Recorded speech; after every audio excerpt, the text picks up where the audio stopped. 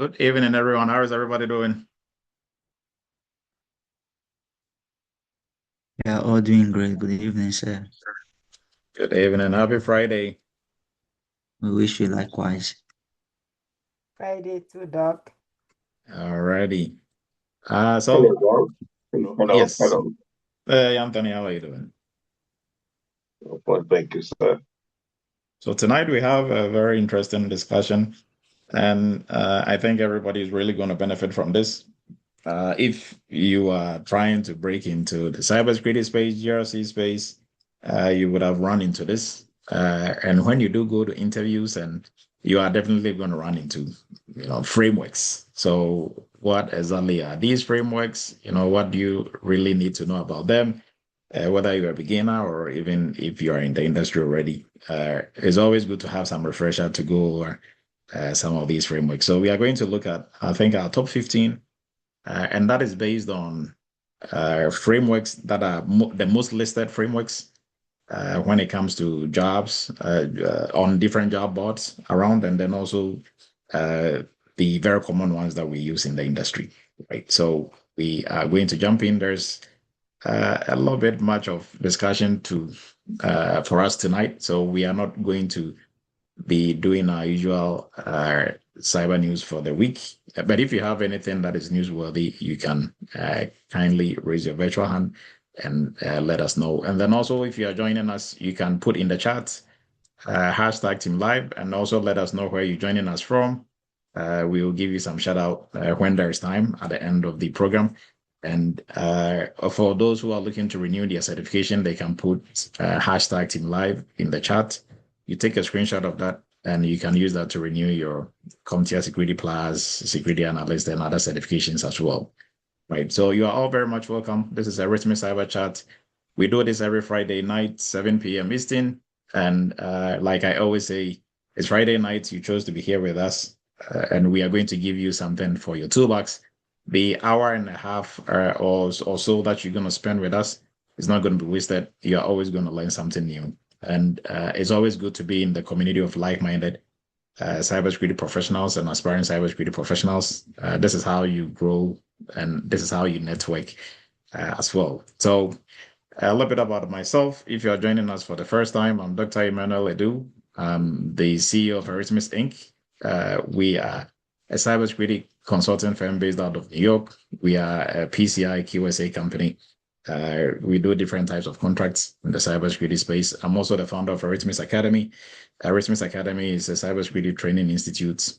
We train cybersecurity professionals at different levels: entry level, intermediate level, advanced level, and also a former professor of University of Maryland Global Campus and CTC as well, and a former United States Army captain and a member of the Force Technology Council as well. Now, CompTIA, we are partners with CompTIA. We are authorized partners, and what that means is that we have 20% discount for anybody on here who wants to risk it for if you want to write any of the CompTIA certifications. If you reach out to us, we will show you how to get a 20% discount on your voucher, right? And it's for our community members and also for folks who join us on Cyber Chat every Friday night. And for those who have taken Security Plus, Security Analyst, and other certifications, CISSP, CISA, you have to renew these certifications. Or so there are two ways to renew: either to resit for the exam, or you are going to use continuing education points, right, to be able to renew. So if you are here every 45 minutes, tonight counts as one CEU or CPE that you can use to renew your certification. And that is what I was talking about earlier. You put in the chat hashtag Team Live, and you can put today's date on there as well. You take a screenshot of it and you'll be able to use that to renew your certification. And also we have a WhatsApp group for Eretmis Cyber Chat. So the link is going to be posted. You'll be able to use that to join us, to be on the platform and in order not to miss anything that is going on in the Eretmis community. Now, tonight, we are going to be looking at the top GRC frameworks that employers are looking at or they expect you to know. If you want to work in the GRC space or you're already working in the GRC space, And some of the mini topics that we are going to be looking at is the definition of the frameworks, what they are, why they matter, the top ones that employers are looking for or expecting candidates to know about or to have used, and the difference between the frameworks. And then we're also going to look at how to, during interviews, what exactly are employers looking for, right? During your interviews, what are they going to be asking you? And then also based on your role, how do you connect your role to which frameworks you have to you have to familiarize yourself with, or you have to know how to use, right? So with that, we are going to look at our upcoming courses. So for GRC workshop and internship, we are going to start on the 27th. It was tentatively on the 20th, but now it's going to be for sure on the 27th. And then our AI governance is also going to be on the 29th. Cloud security is going to be on the 30th. Our 7-day challenge is the 23rd. And then we have our PCI, or our payment security, is also going to be on our payment security is going to be on the 16th. And then our our GRC arena interview prep sessions every Thursday, 8 p.m. Eastern. Now, this is our GRC and cyber arena. We call it the arena. This is where we put you in the hot seat. We take you through different interview questions, and we give you real feedback. So if you are looking to practice more on your interviews, the best time to practice on your interviews is not when you have an interview coming up, is before you even have an interview coming up. And for folks who are looking to break into the cybersecurity space, if you are totally new to IT, it doesn't matter. If you want to break into GRC, cybersecurity, I think I saw in one of our chats, somebody was like, no, I don't like cybersecurity. I want to do GRC. I'm like, that is interesting. Because GRC falls under cybersecurity, right? Is under the bigger umbrella of cybersecurity or information security, right? So if you want to do either or, this is the right program for you. It will help you to become a cybersecurity professional from start to finish, and you become a very good one at that with a lot of hands-on experience under your belt. Also for folks who've gone through some training elsewhere, you have a degree, you have a master's, but you've never really worked on any cybersecurity projects, right? During interviews, you can't speak to any single project that you worked on. You are just trying to speak from theory. Then this is the program for you, the GRC workshop and internship.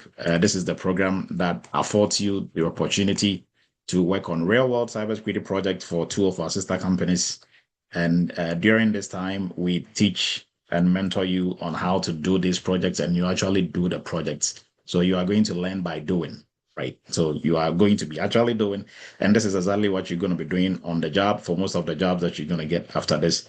And once you're done with this, you can literally do almost, all the different roles on the defensive side of security, right? So if you've done some training, if you have a bachelor's degree, a master's in cybersecurity, and you've not actually worked on any project, and working on projects is not just using Nexus or Qualys or any of these tools.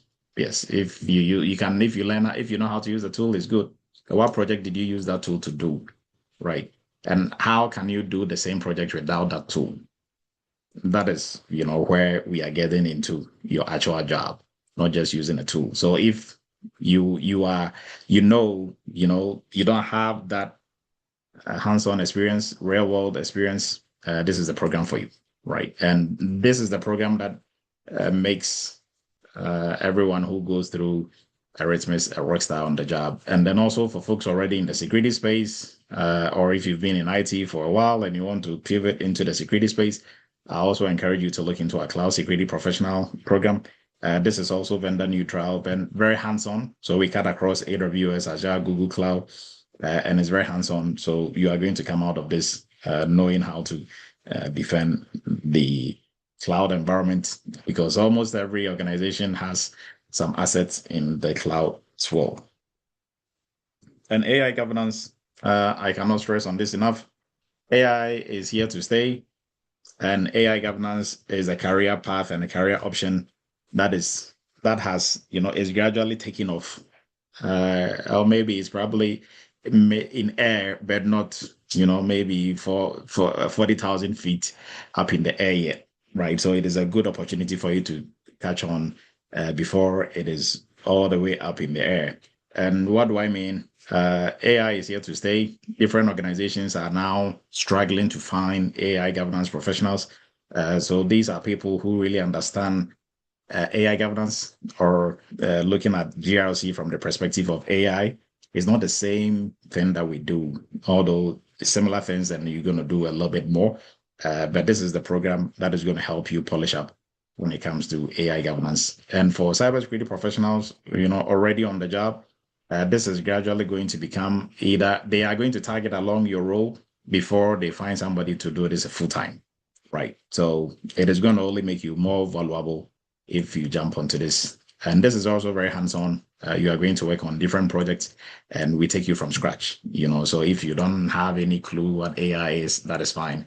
You will still be able to go through this, because we are going to start everything from scratch, right? So, and then we move into our payment security compliance. So for folks looking to break into the 200Ks in the cybersecurity space, if you're already in the cybersecurity role, you want to break into the 200 plus, this is the program for you. This is a niche within the GRC space or cybersecurity, and this is arguably the most lucrative and the one that is going to make you a boss within the organization, because you are going to be the subject matter expert. Most of the times, you're going to find yourself as the only PCI or the PCI compliance programs manager, right? So you call the shots and you run the whole entire PCI program. So if you're looking to specialize in the most lucrative, arguably the most lucrative niche in the cybersecurity space, this is it right here, right? So we are going to post the link for our WhatsApp group for the cyber chat, and we are jumping into tonight's topic, right? So before we jump into our discussion, I just want to pick everybody's brain on this. Frameworks, you probably have heard about frameworks, or you've used maybe one or two. What is your take on frameworks? What is a cybersecurity or GRC framework? And you can raise your virtual hand and let us know what your thoughts are.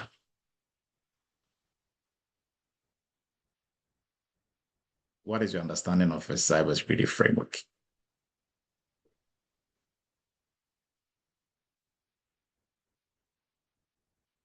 Anyone? I know there are a lot of folks on here that I can see who can answer this or give their take. So what is a framework? The only wrong answer is the one that you don't, give.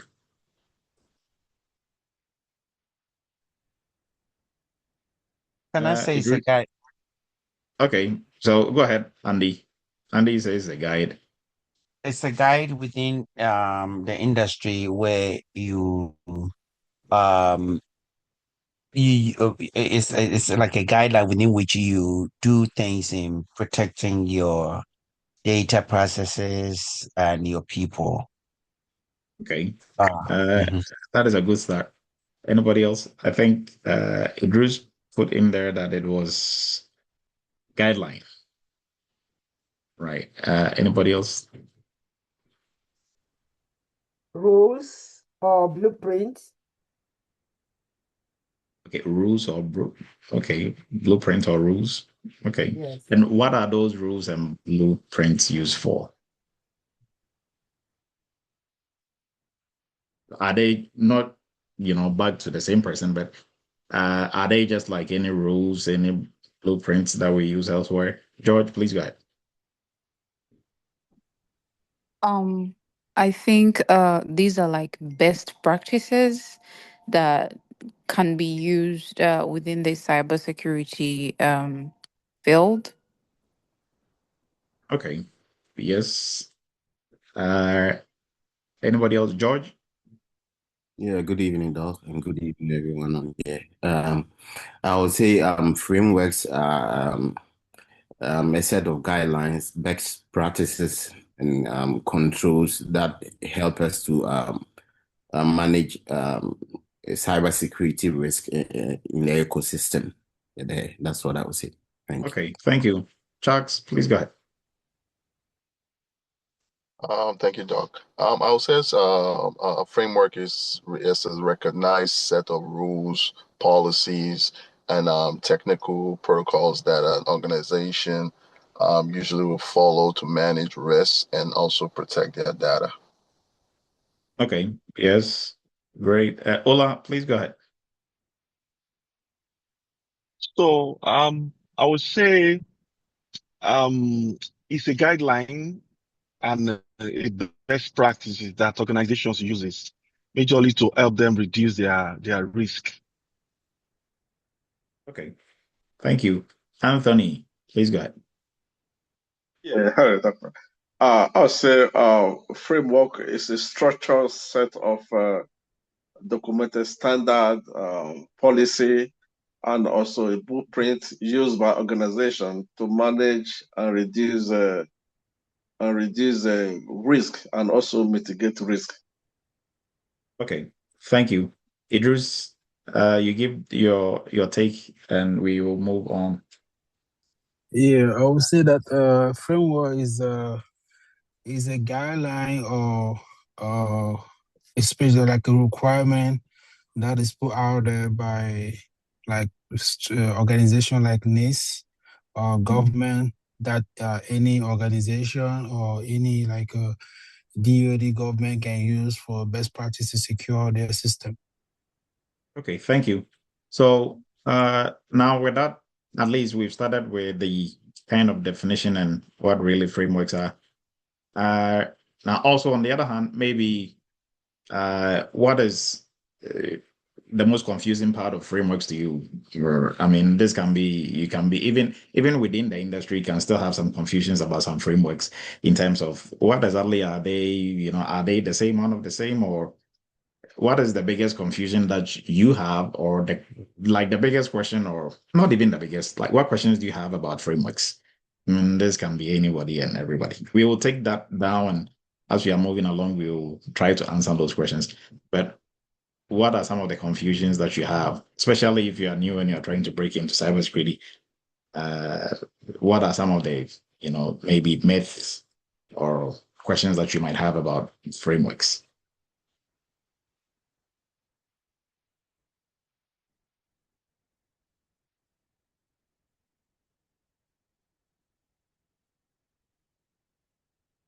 I know there are some questions and some confusions about frameworks.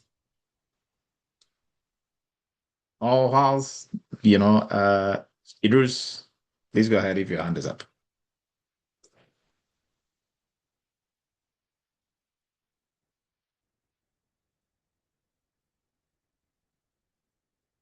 Because mostly in cybersecurity and in IT and in other industries, we tend to just accept things as they are and we just move on. We don't ask questions and we just use it and just throw around the big words or like jargons like frameworks and this and that. But really, have you taken time to ask yourself, what exactly are these frameworks and who even makes them? Right. So I think Idris, your hand is back down. Any confusions on frameworks? Yes, I have a question. Yes, go ahead, Sydney. Yeah, I would like to know, how do you know a framework that's applied to your system? How do you know, like, for this specific system, which this framework should be applied to my system? Okay. So how do you know which framework applies to your system or your organization? Yeah, organization. Sorry, organization, yes. Okay. That is a good one. So keep that up. And I think, Sydney, please go ahead. What is your question about frameworks also as well? Okay, can you hear me? Yes. I would say frameworks are like, you know, standards, or should I say a certain level of standards which were put together by, or should I say created by, the custodians of various industries, to my understanding. Say, for instance, Okay. the PCI Council, were the ones behind the creation of the PCI DSS standard as we know it today. Then the same goes for other industries like the SOC 2, which was created for software companies, SaaS companies, and those in the field of cloud, software delivery services and all that. Yeah, I Okay. think, yeah. Thanks. Okay. Thank you. Anthony, please go ahead. What is your question about Thank you. frameworks? Thank you. The question or confusion about framework, as far as I'm concerned, I feel somehow organization struggle to quantify the return on investment. So if framework is being implemented, how does it how do we quantify the benefits, or how do we quantify it? Okay. So how do we quantify the benefits? So what is the return on investment for frameworks? Yeah.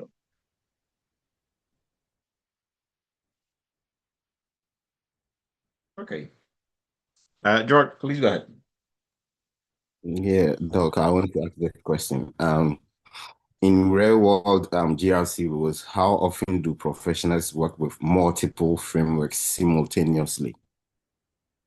How often Okay. does that? So how often uh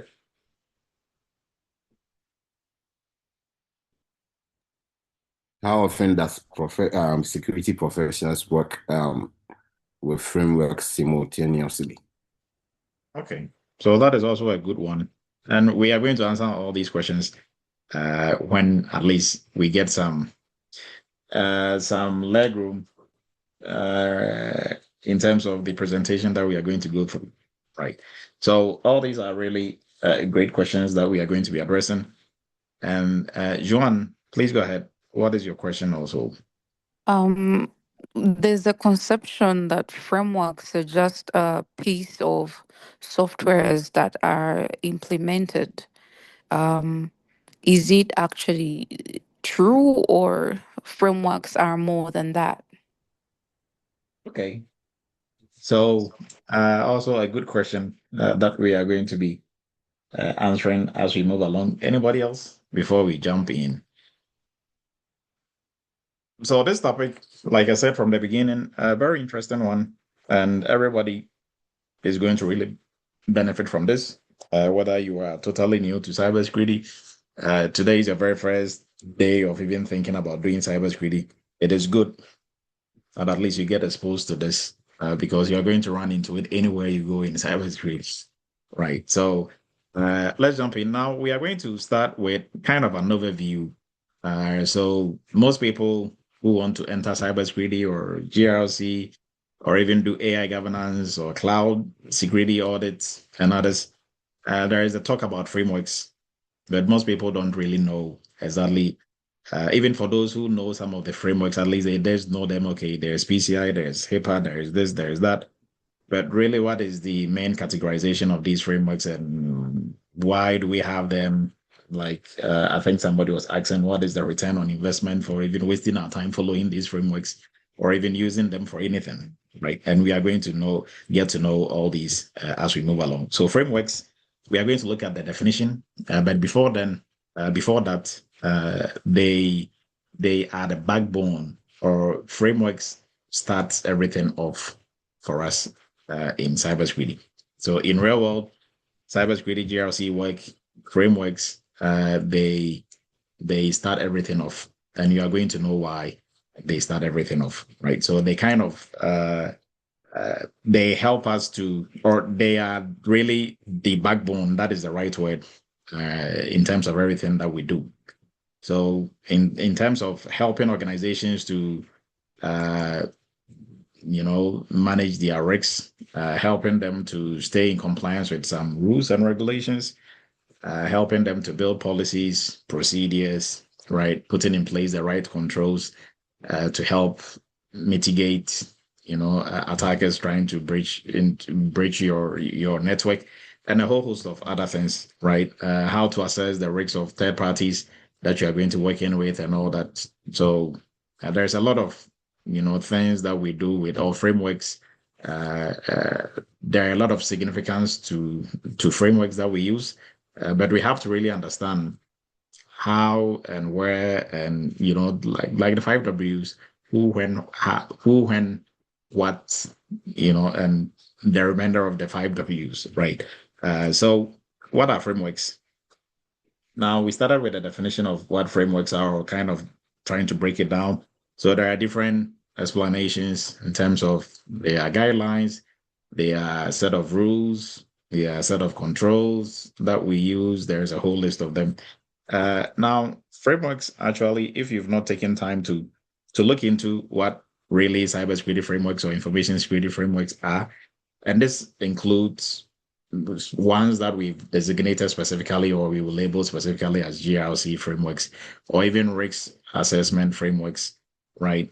Is a structured guide that helps organizations to manage cybersecurity risks, right? So cybersecurity risks, cybersecurity maturity, all of that bundled in one. Because everything that we are doing in cybersecurity or information security, there is only one goal for everybody in information security.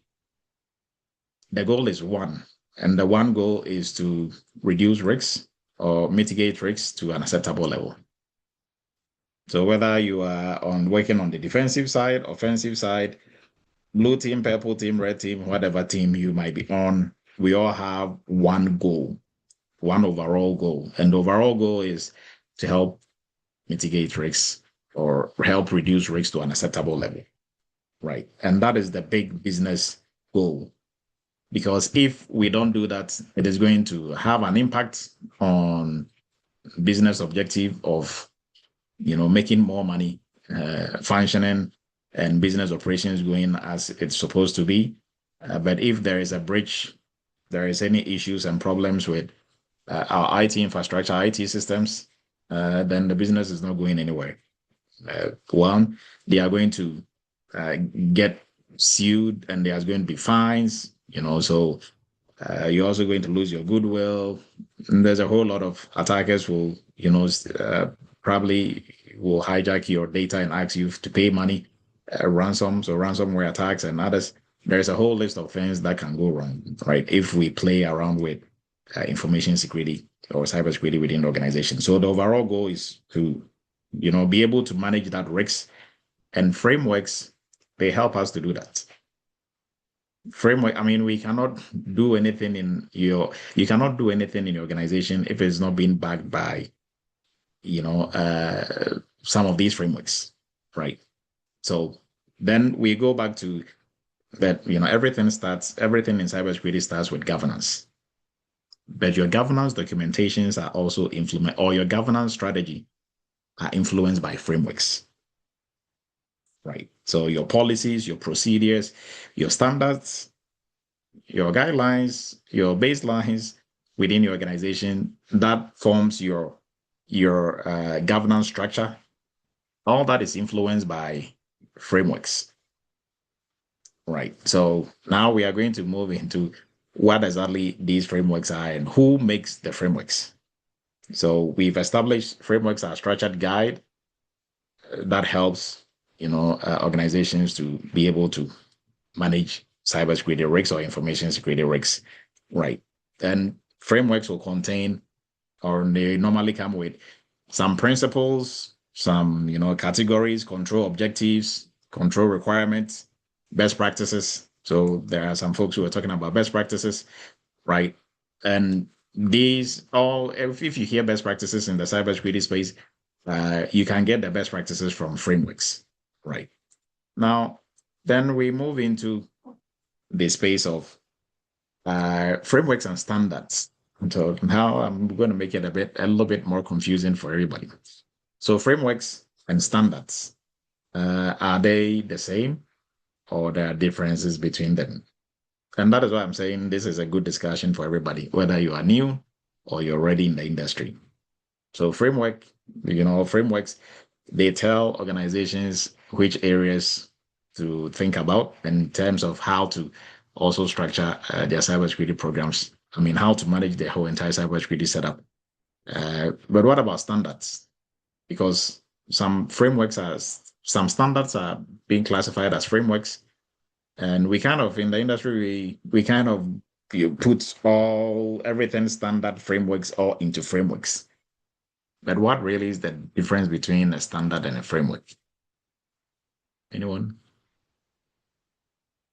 Or maybe probably you just heard of frameworks, but standards, not so much. But for example, when you take PCI DSS, the actual name is Payment Card Industry Data Security Standard. It's not data security framework. So it's a standard, but we call it a framework.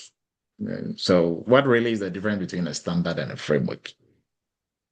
Can I say standard is the minimum requirement, and the framework is the the the environment within which you have to operate, or sort of like the box within which you have to operate to be safe or to be compliant. Okay. Good start. Anybody else? Difference between a framework and a standard? Or let's just make it simple. You can list maybe one or two frameworks that you know, and then you can list one or two standards that you know. So for standards, I just listed PCI because the PCI SSC actually labels it standard, right? So PCI DSS, they label it as a standard. So the official name is a standard, right? So for mine, I can say the framework is a NIST. NIST. Okay, which of the NIST has a lot of standards or frameworks. So which of those are we referring to? Well, let me give you like a very easy giveaway. I mean, and now we are going with official names. NIST Cybersecurity Framework, the actual official name is a framework, right? So that is an easy one. Anybody else? Chucks, please go ahead. Thank you. So a framework is really a set of best practices and recommendation that organizations can adopt or customize based on their organization's size and risk profile. And an example of that would be like a niche CSF. And then a standard is basically a strict, audible set of requirements that can be fully implemented to receive an official certification from a third-party auditor. Okay. An example of that would be ISO 27001. So ISO is a standard or a framework? It's a standard because you're getting a certification for it. Okay. Okay. Sydney, please go ahead. Okay. Just from the definition you gave, the slide you showed, a framework is a structured guideline, while a standard is like a benchmark, which, an organization within a definite industry should uphold. Thanks you. Okay. Thank you. So we are really going to break it down and and then you also, PK, please go ahead.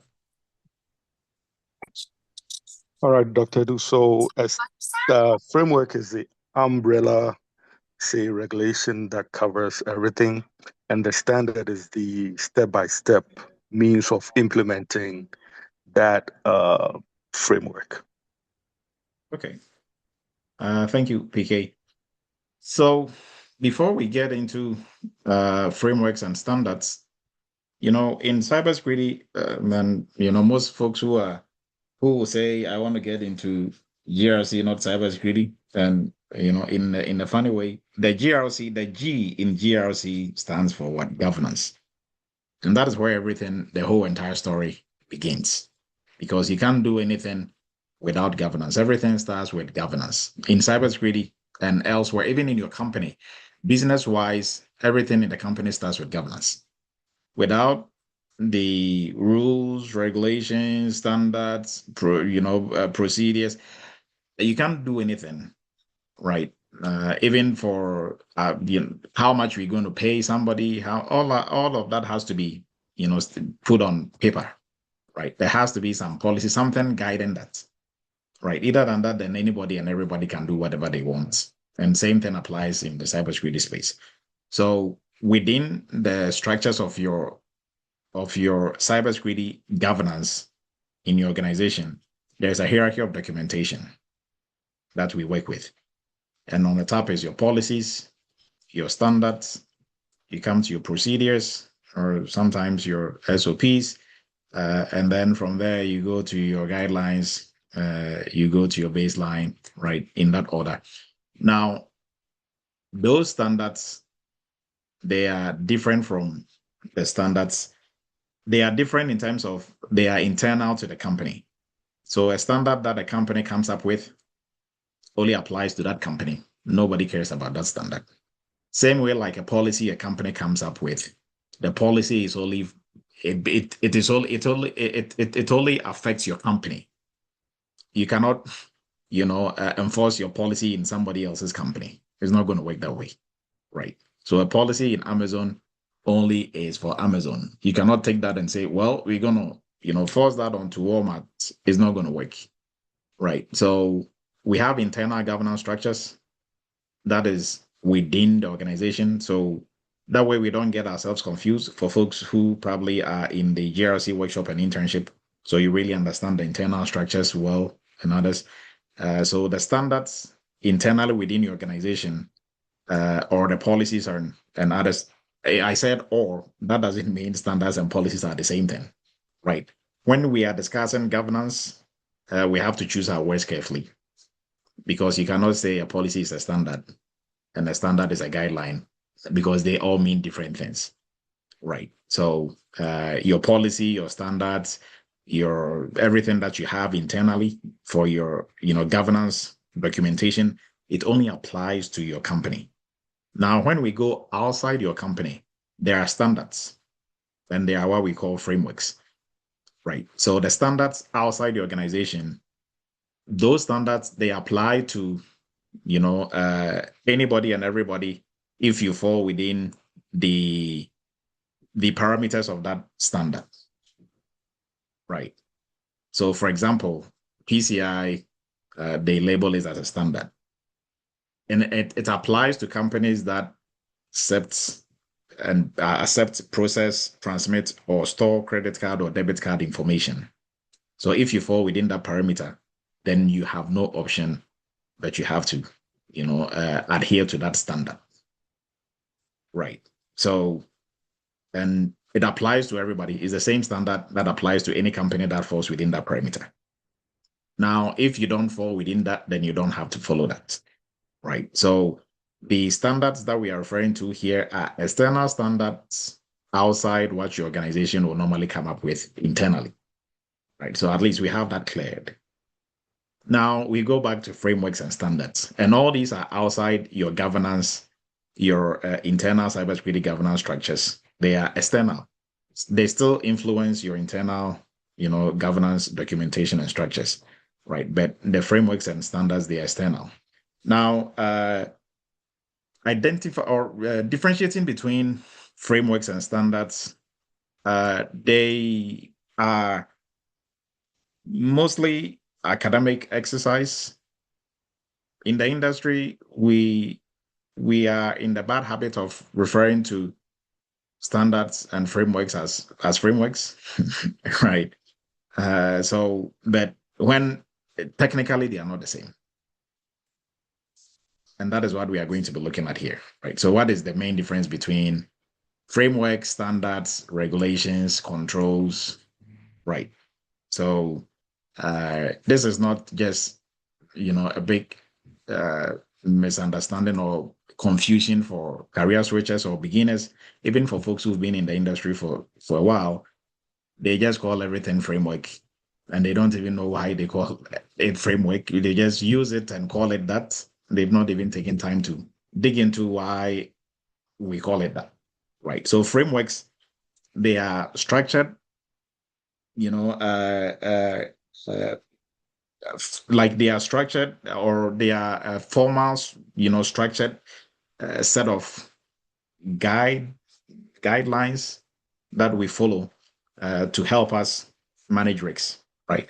Now, when you come to standards, and standard by definition, they are mandatory.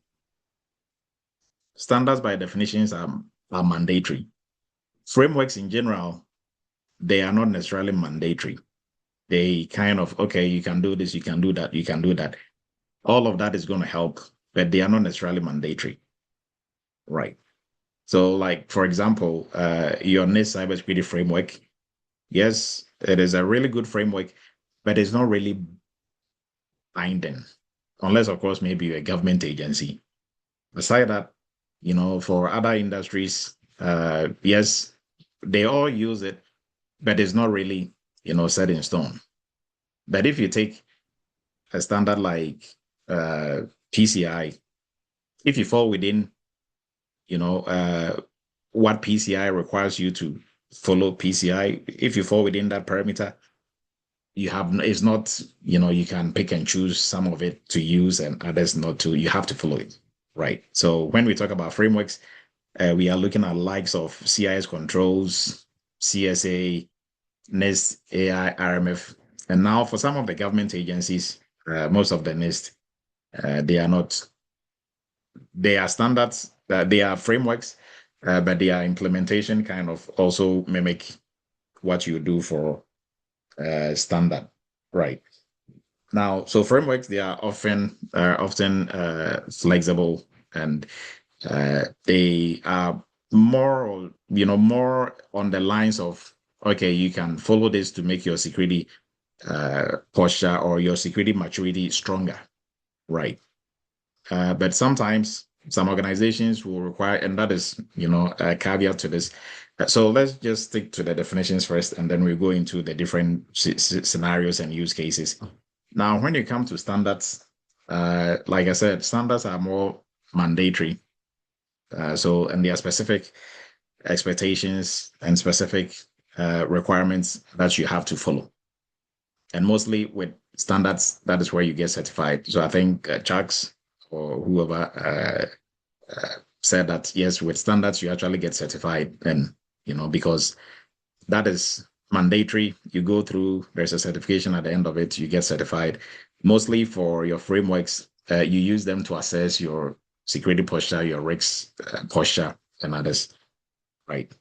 So that is the difference between the two. Now, why do we kind of interchange standards and frameworks? Really, it is about industry practice, but it's not really. I'm going to break it down and you understand why that is so. It is not necessarily just people would not knowing the difference between the two. Sometimes they don't know the difference between the two, but if you don't look at it from an academic or technical perspective like this, we just consider both the same, simply because of the operational side of standards. When the implementation of standards, makes it mimic the same exact things that we do for frameworks. That is why we kind of just put all of them together, right? So we also have regulations and laws. Now, these are standards that are enforceable by law. And I mean, regulations and laws. So example, HIPAA. HIPAA is a law in the United States. So if you work within the health space and you don't follow HIPAA, as a company, you can get in trouble. Your owners can get in trouble. They have like jail time up to even 5 years for owners of the company and stuff like that, right? GDPR for Europe, GLBA, SOX for the financial side, and other data privacy, rules like EU GDPR, and then also now for AI, the AI EU AI Act, All these are laws and regulations. So if for those ones, we will normally would have considered them to also be standards, but they are enforceable by law, right? And they are actual acts or laws that have been, enacted by different countries and different jurisdictions, right? So hopefully, we are getting some headway here. Right. Now we move into controls, what controls are, and we are going to come back to why frameworks and standards are a bit confusing. So we just call all of them frameworks. So for controls, they are safeguards that will help us to reduce risks within our organization. You can also call them requirements. Now PCI calls them requirements, but controls and then also CIS controls call controls safeguards. So it's really funny to see this definition. But controls, they are measures we put in place to reduce risks, if you want to look at it that way. So for example, access review, doing multi-factor authentication, implementing multi-factor authentication, encryption, incident response testing, with third-party risks, security, awareness training, and all those are controls that we put in place. And these controls can be found on frameworks at the same time in standards, right? Now in frameworks, they are more flexible. Okay, make sure you have this and that in place. And, you can at least use that to make sure, you are doing everything right. But for standards, if you don't have it in place, you are going to fail your certification, right? Now, we are coming to the similarities between the standards and the frameworks in terms of implementation. That is what makes it, kind of similar. And that is where it kind of gets into a gray area. So why the industry refer to standards and regulations as frameworks? We've listed 5 reasons why we do that, right? So in the industry, we broadly call everything standards, regulations as frameworks.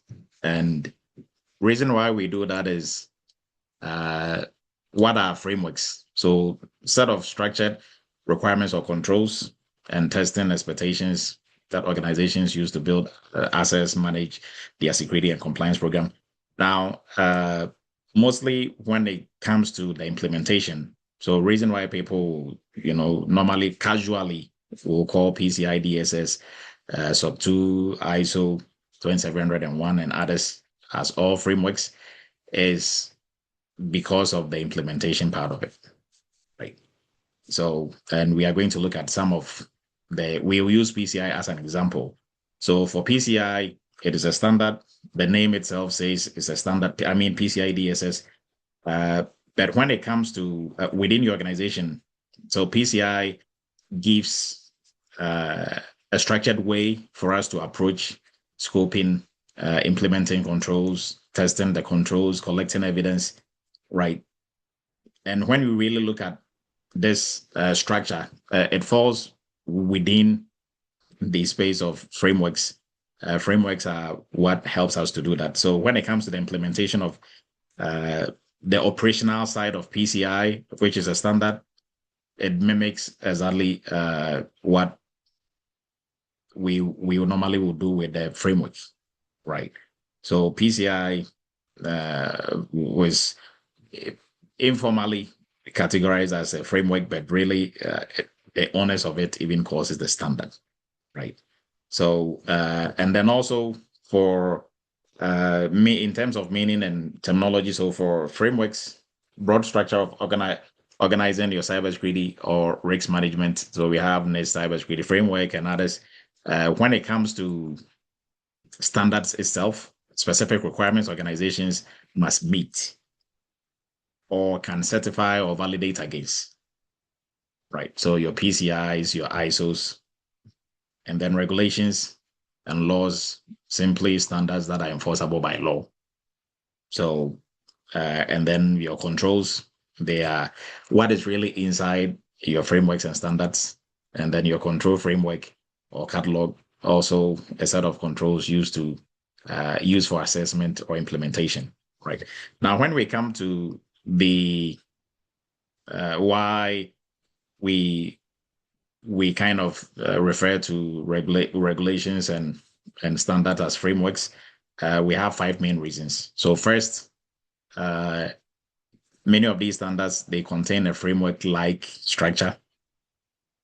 And like I said, PCI, as an example, has requirements, and these requirements are called controls in other frameworks or standards. They have requirements, testing procedure, evidence, expectation, scoping rules, validation methods, and assessment processes. So the operational side of it is like a framework during, implementation. So to operate or to use this is a framework. It is now looking more of like the implementation of a framework, right? So the implement, and then also using this to do an assessment is simply how you use a framework. So yes, in terms of technical name, it's a standard, but the implementation of it looks more like a framework, right? Now, secondly, for GRC professionals, you are going to be working with a lot of control-driven activities. So day to day, you are looking at what controls apply to what evidence proves what. You are looking at gap analysis, doing remediation. Now, whether the source is a technical standard or framework or regulation, the work kind of feels the same because of the implementation is almost the same, right? The actual execution feels the same. So it is not surprising that we will call everything a framework because the implementation of everything is exactly like what we do for a framework, right? And then thirdly, organizations also will map. Organizations will do what we call mapping. They will map controls. So if the company or the organization, they are under obligation to follow PCI, ISO 2701 SOC 2, Net Cybersecurity Framework, CIS controls. Now, Net Cybersecurity Framework, CIS controls, they are typical frameworks. PCI, DSS, ISO, they are standards. But in your organization, if you have to follow all these, then you don't have to do twice or 3 times or 4 times the work. When you map them, once you do one assessment, you cover almost all 3 or all 4. So if you have mapped PCI to Net Cybersecurity Framework, I mean, they kind of almost look the same, right? In terms of the implementation of it or even using it to do an assessment. So we kind of treat all of it. And then also PCI tools also make it worse. They do the same thing. They will also have all these frameworks in one. And then, sometimes they've already done the mapping. So as you are doing it, you are filling in the blanks for the others, right? And then fourthly, the platforms, Archer, ServiceNow, GRC, Drada, Vanta, Audit Board, and the rest, they do the same thing that I just explained, right? So that makes it, it makes it hard to differentiate between what really is a standard and a framework. But here we are doing, a technical discussion. So at least you know the difference between the two. But if you say PCI is a framework, yes, we accept it as a framework, but at least technically, if we have to break it down, we know where to put it, right? Now, fifth, business language is less precise than audit language. So in conversations, framework is often the general umbrella under which we will put everything that we are going to use for audits, for policies, contracts, and others, right? So reason why we bundle everything together as framework. So hopefully this helps. Now, before we jump ahead, I'm going to answer the question from George. So how likely or how often are you going to, or do organizations use more than one standard or framework? Or now we can safely say frameworks, right? So George, typically you are going to have at least 2, 3, or 4, right? No one organization will have, in rare cases, you are going to have maybe just one framework that you're going to be working with, but most of the times it's going to be more than one. And reason being that for the ones that are, for example, if you work in the health industry, you have no option. That just by the fact that you work in the health industry, HIPAA is just there. That is a low hanging fruit, a framework that you have to follow. Now, if you accept credit card and debit card and you process or transmit them, then PCI is also going to get you. And then maybe if you work with an organization that requires you to have ISO certification, then that is also going to, so it can quickly pile up. And if your company is also into software development and others, then SOC 2 is also going to get you. Right now, for SOC 2, it's not mandated, but it has become kind of peer pressure. Most companies that are in the software industry, they subject themselves to SOC 2, right? Which also helps them to mitigate or to manage their security program and also risks as well, right? So yes, and then also going back to the question of, is a framework a software? The answer to that is a no. Framework is not a software. It's just pure PDF document that is stating or that is giving you an outline of best practices or controls that your company has to follow, depending on where we will place it as a standard or as a framework, right? Or generally as a framework. So frameworks, they are simply a document that we have to follow, right?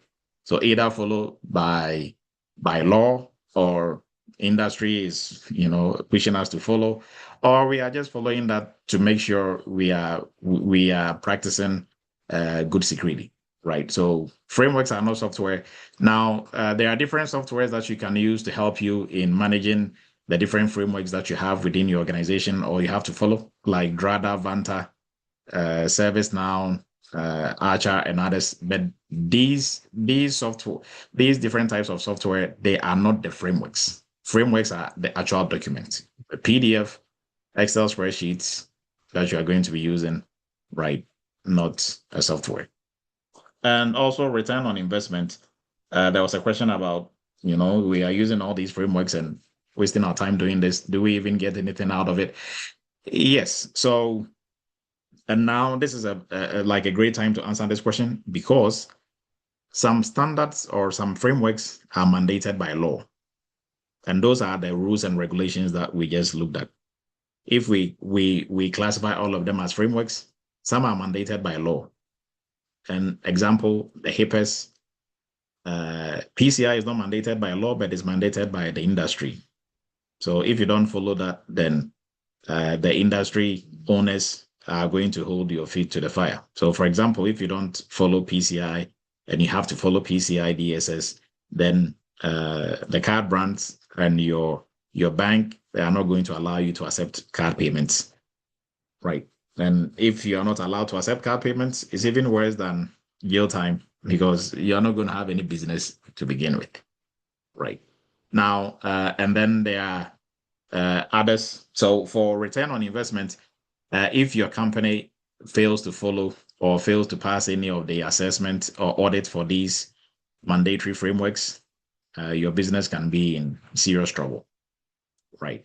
Now, other return on investment, if your business or your company is not mandated to, or your business don't fall within the scope of the companies that have to follow certain types of mandatory frameworks, they still have to use at least one or two of these frameworks to ensure that they are following best practices, right? And best practices, is the fancy term of saying the bare minimum that you can do for security. We call them best practices. They are the bare minimum that you can do for security. So if your company is not following that, then you are a low-hanging fruit for hackers or for attackers because they can easily, breach your network or breach your web application or whatever that you have going on within your organization. And that is going to be bad for business. So treating cybersecurity seriously and also treating your frameworks seriously in terms of staying in compliance with them is going to give you a really big return on investment, right? Because if not, then you can get in trouble by law, also by industry, or attackers might be able to hop onto your network, and then you have to pay the big money, right? So hopefully this discussion has helped up to this point. Now we are going to look at the top 25 here shortly. So for career switchers, what do you need to really know about frameworks or standards? So what we started with was an academic discourse. Don't really get bogged down by, is this a framework or a standard? Or you can just call all of them frameworks, but now you know better. At least even when you say framework, you know there are real differences between them. But if you say framework, nobody's going to say you are wrong, right? So, but the key for beginners is to understand the different types of, or to know the different types of frameworks that are out there. Now, knowing a framework is not, you cannot memorize everything that is in a framework. Nobody in cybersecurity can recite the content of any framework like a poem, right? Now, even if you can do that, it doesn't really matter. Nobody cares, because every single time that you are using a framework, you have to go back to the documents, right? And the frameworks, they are updated. The owners of the framework, the organizations that, produces or that come up with these frameworks, they update it every 2 to 3 years, right? So, and reason why they do the update is when there are new best practices or new things that we are learning in the industry, they include it to make us more secure.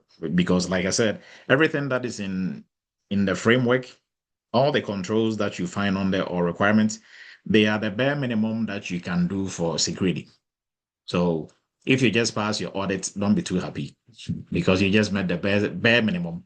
But if you pass, then you really went above and beyond. You met all the controls. You super exceeded the controls. Then yes, you can celebrate a little bit, but still, you still have to, work harder, right? Now, for if you are beginning or you are new, understand the different types of frameworks, which ones are mandatory, which ones are not, and also you can dig into which ones are more of standards or frameworks. But regardless, we will simply classify all of them as frameworks, but at least know them, know what they are used for, and you should be good to go, at least as a starting point, right? And we are going to be looking at what they are used for and all that. So we are going to look at our top frameworks for 2026 that employers expect you to know how to use or to have that exposure. Now, nobody in cybersecurity is a master of all the frameworks because there are a lot of frameworks. Nobody expects you to be a master of all these frameworks. So don't waste your time just mastering every single framework. And mastering a framework is not just reading the framework. That is not mastery. You are just familiarizing yourself with it, but actually using it, practicing with it, using it to conduct an assessment, using it to do something like we do in the GRC workshop and internship. That is how you are actually using or using the framework, right? It's not just reading the framework. So with that, we are going to be looking at, we have the actual list. So we will jump out of here and go straight into the list. And before that, there was the first question. If the owner of the first question can repeat, how do you, okay, yes, I think I remember that one. How do you know which framework to use in your company? And I think we probably answered that. So, and it is big to know what framework your company has to use or you have to follow. It's just two things. One, your location, the industry your company is in, right? So, but per your industry, you are going to inherit one or two frameworks. So, for example, if your company is in the health industry, whether you are an insurance company, health insurance, a hospital, name it, where once you're in the health industry, then HIPAA, is your friend. HIPAA framework, you have no option but to follow, right? And then also your location. So the location of your company or the location of your customers will also determine which frameworks you have to follow. And also, if you do certain things, for example, you accept credit card, debit card, you process, transmit, or store directly by yourself, or even if a third party is doing it for you, then you have to stay in compliance with PCI DSS, right? So just these three. So what you do, or the industry you are in, and then your location. So where, how is your location going to influence which framework you have to follow? If you have customers in Europe or you have customers in California, there are some data privacy frameworks that you have to follow. Like in California, CCPA, in Europe is GDPR, right? So that is how you do that, assessment or analysis. Now, it can be that your company really don't fall within by your industry. Maybe your company sells shoes, so you are not in the health side.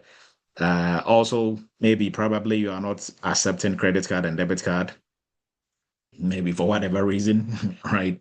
So in that case, then also you are maybe probably based in some state that has no data privacy requirement.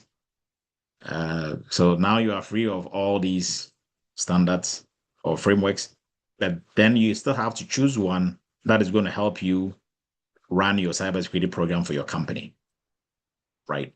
And that you are at liberty to choose whichever, right? But you have to choose from the framework side of the house more than the standards, right? Because now you are not really under any obligation to choose whichever one.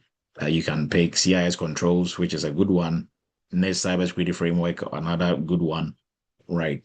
So mostly if you don't have to, for the ones that are mandatory, mostly if you don't have to follow them, you don't really touch them. You just go with the typical frameworks like NIST cybersecurity framework, CIS controls, and others. Right. And then also ISO 27701, although you can get certified for that, it is not necessarily mandated by the industry or by law, but sometimes based on some contracts your company might be in, they might be required to have that to show that they are, practicing, following best security practices. Right. So hopefully all these questions were answered. If I missed any question, you can kindly let me know. And if you have any additions or any, takes on these questions, you can also bring it up as well. Right. All right. So now we are going to jump into our. Oh, Chucks, please go ahead. Yeah, Doc. I think a question I wanted to ask you was, so I know like ISO 27001, like companies that usually will be looking for contracts, and most of the time the contracts are requiring them that they have to be certified. With that kind of scenario, would that mean that ISO 27001 will be a standard, or will it be a framework based on what you've described? No, so originally ISO 27701, we classified that as a standard. Right. So that falls under the standards because you can get certified under ISO 27701.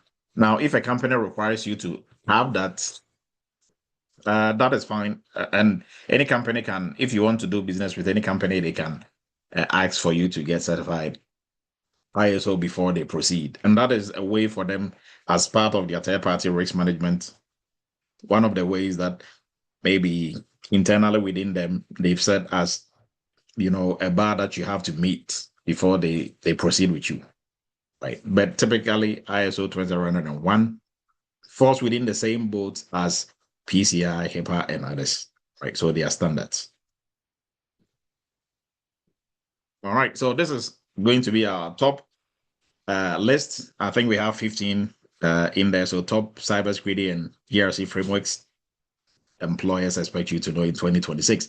First on the list is NIST Cybersecurity Framework 2.0.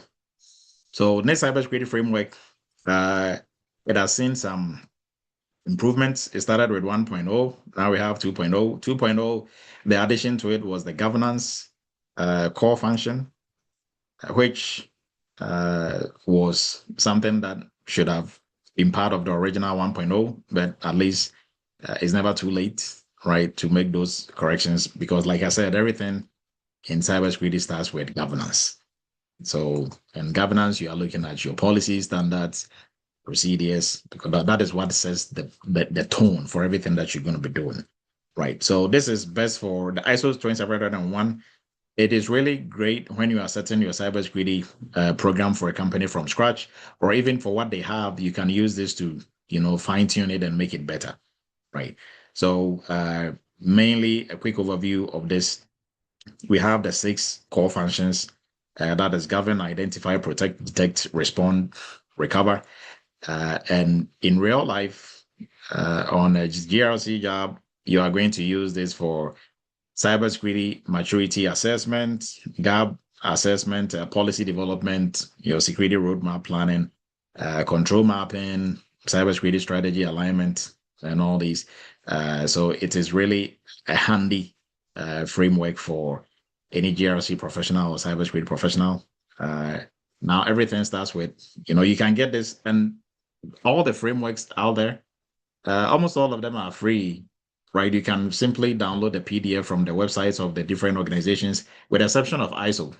So ISO is not free. You have to buy the framework, right? So for each of this, each single framework that they have, you have to buy. I think the only free one from ISO is the 27,000, right? And that is kind of just an intro and a glossary of definitions and terms, right? But there are other ones you have to buy from their website. If you go to ISO's website, you can buy the different types of, you at least start with ISO 2701 and maybe 2705 for risk management. So for the rest, most of the ones we are looking at, you can download them for free and go through, take a look at it and see, just, have a very good understanding of what this framework is about before you even jump into the use of it. Right now, during the GRC workshop and internship, our cohort, they get to work with ISO 2701, and they get to work with ISO 2701 and CIS controls version 8.1. Right now, the next in the list out of our top 25, out of our top frameworks, is ISO 2701, and the latest version is the 2022. The version before this was 2013, right? So if you get a 2013 place, that has been replaced by the 2022. So if you want to purchase it, purchase the 2022, right? And this is also best for managing your information security systems. So information security management systems, right? And it will help with your policies, risk assessment, control implementation, and then also you can get certified with this as well. Now, some of the key things to look out for, they talk key areas: leadership, commitment, risk management, risk treatment, corrective action, internal assessment, and then the Annex A controls. That is what you are actually assessed against. And one of the old standards out there, and it is really, some companies will require you to have this before they do business with you, and maybe sometimes some government agencies will also require you to have this certification as well. Now, the next is the NIST Special Publication 800-53.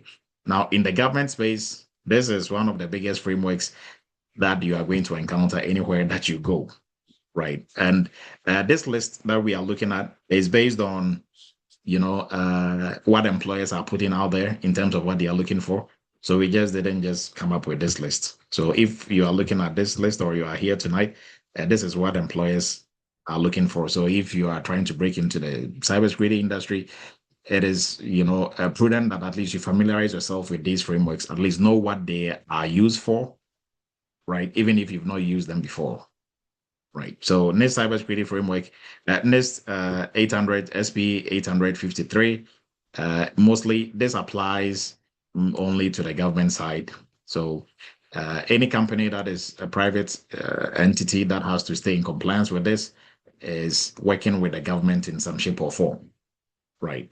But this strictly for all government agencies, they have to follow 800-53.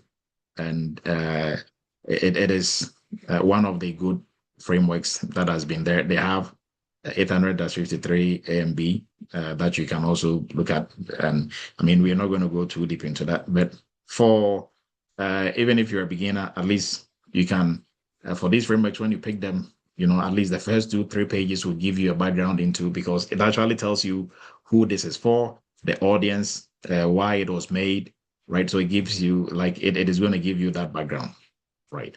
And then we move into CIS controls. Now, for CIS controls, it's also one of the popular frameworks out there. This also falls under the framework side of the house, more so than the standard side. CIS controls is from the Center of Internet Security. So like the name suggests, everything that they are pushing for is to ensure that you are safe in the cyberspace. So it has 18 controls, and 18 controls and safeguards.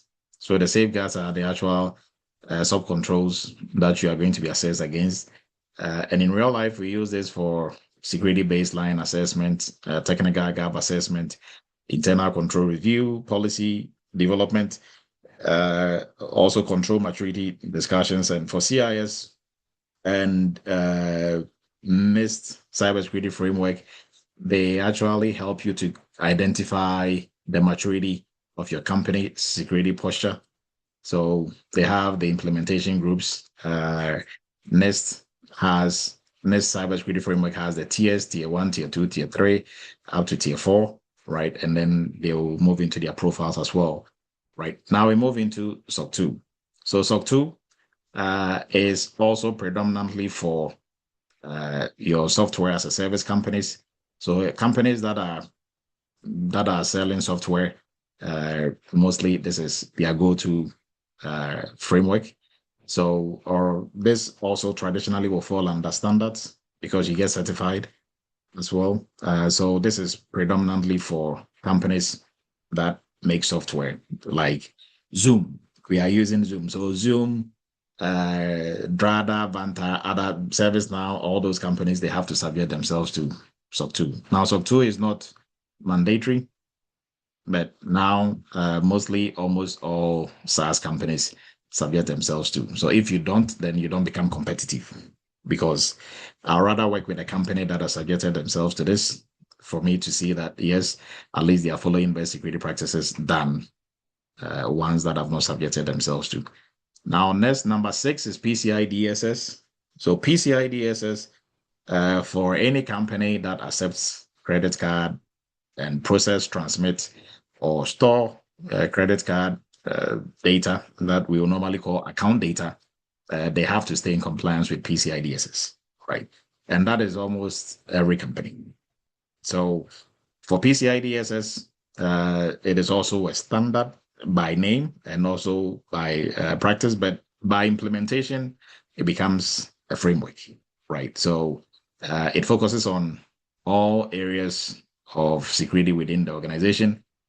So if you fall within this space, and it's also one of the ones that is mandatory. So PCI, you have to, if you fall within that space, you process, transmit, or store credit card or debit card information, then you have to stay in compliance with PCI. So if you don't, you can get in trouble, you can get fined. HIPAA, same thing. So HIPAA is an act, is a law, it's a regulation in the United States, and HIPAA applies only to the United States. If you live or you operate outside the United States as a company, you don't have to follow HIPAA.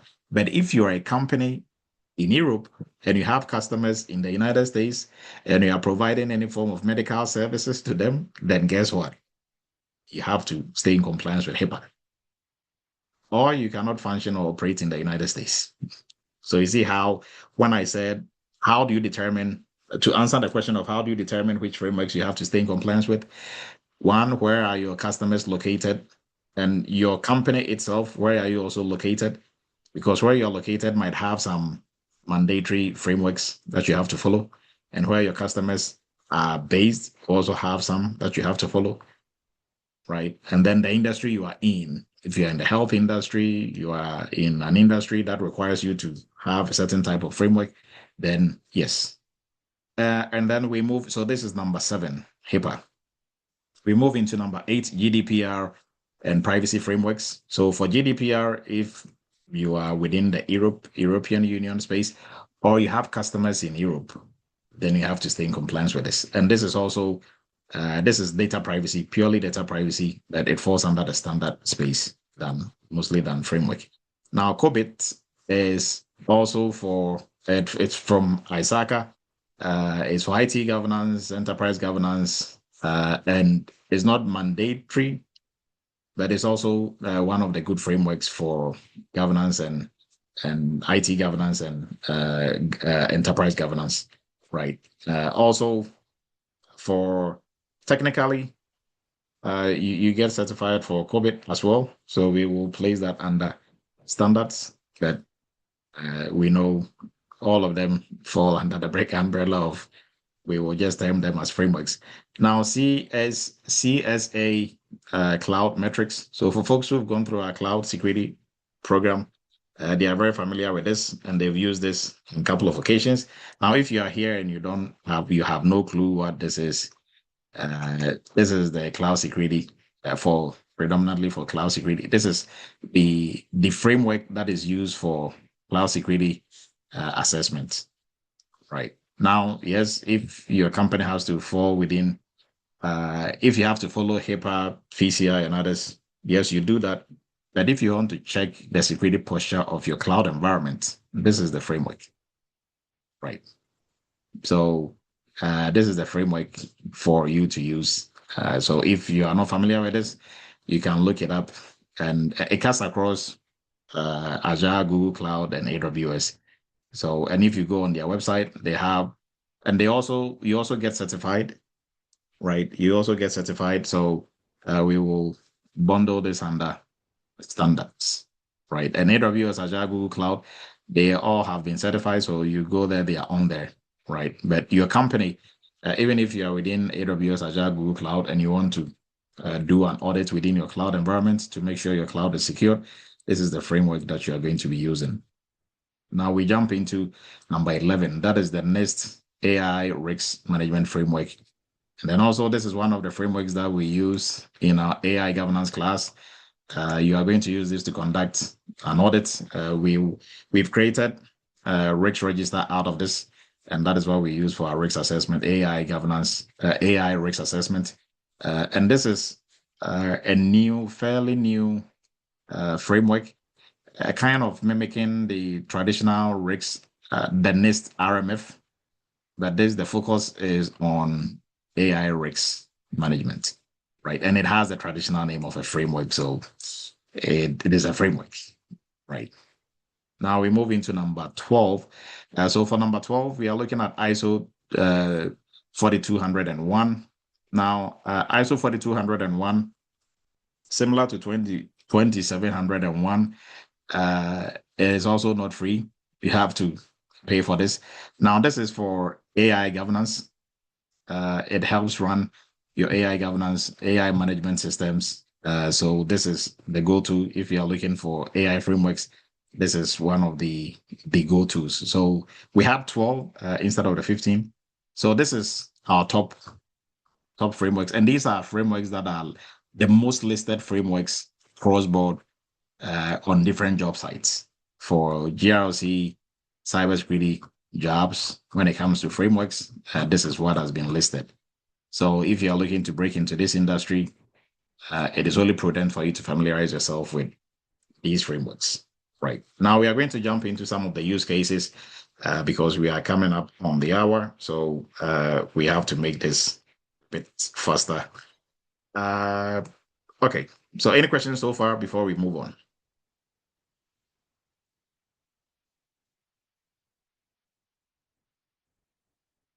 All right.